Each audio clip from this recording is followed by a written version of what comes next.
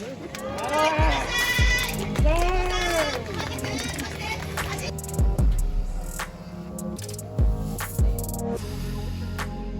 練乳いちごです。はい、ありがとうございました。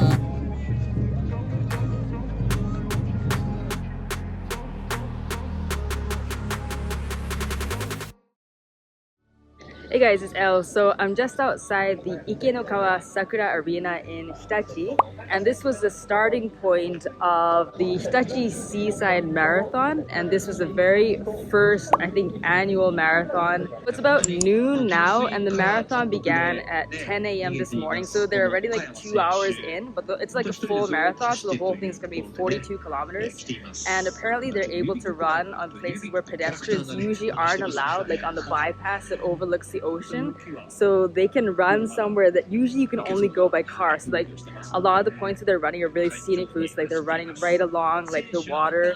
So yeah, so it's 42 kilometers, and they're running from like 10 a.m. to 4 p.m. So I think you really have to complete it within those 6 hours. And I happen to know like a few people who are actually running in the marathon this morning, so I got here like super early. There was a free shuttle bus that leaves from Hitachi Station and then takes you exactly like to this point, and then there was an opening ceremony at like 9:15, and then like hundreds and hundreds and hundreds of people took off. And I think there must have been like lots of people who are coming from around the area, or maybe even around Japan. Like they're definitely, I don't think they're all locals because there was way too many for that. And there's a bunch of food booths, but the weather was really bad this morning. It just started like pouring, so there aren't that many people actually at the food booths right now. Maybe when the runners come back. But yeah, I have another like 4 hours to kill. I'll run some scenes from the marathon now so you can check out what it looked like.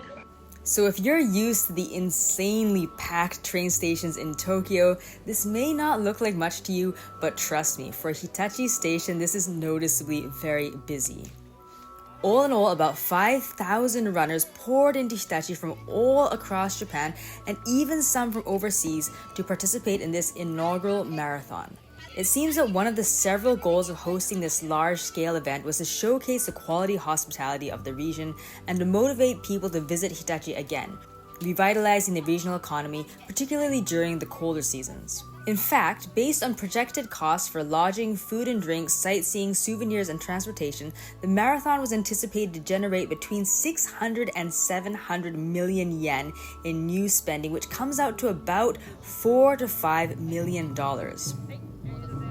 And the city really did put in a lot of effort to make sure that it was a comfortable, enjoyable, and stress-free event for both runners and spectators alike, with tons of washrooms and changing spaces, massive baggage storage services for the runners, plenty of temporary parking lots, and free shuttle bus transportation to and from the race site and the nearby Hitachi train station.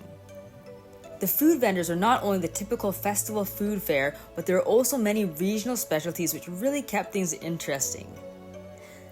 They also made sure to keep things comfortable and fun for the runners while they were on the course by supplying them with water, of course, and sports drinks and snacks along the way. According to the schedule, there were stations throughout the marathon course providing electrolyte tablets, fruit jelly, dried plums, chocolate, Coca-Cola, omanju, which is like Japanese sweets, dried natto beans, rusks, white bait roll, so kind of like sushi or norimaki, and something called amino vital jelly. I was missing my dogs a lot back in Vancouver, like my two puppies. So I'm pretty happy to see that a lot of people bringing their little dogs here. There's like a lot of little poodles and stuff, so. I don't really see that many small dogs in Japan for some reason. Or like dogs in general. It's not as common as I'm used to like in Vancouver.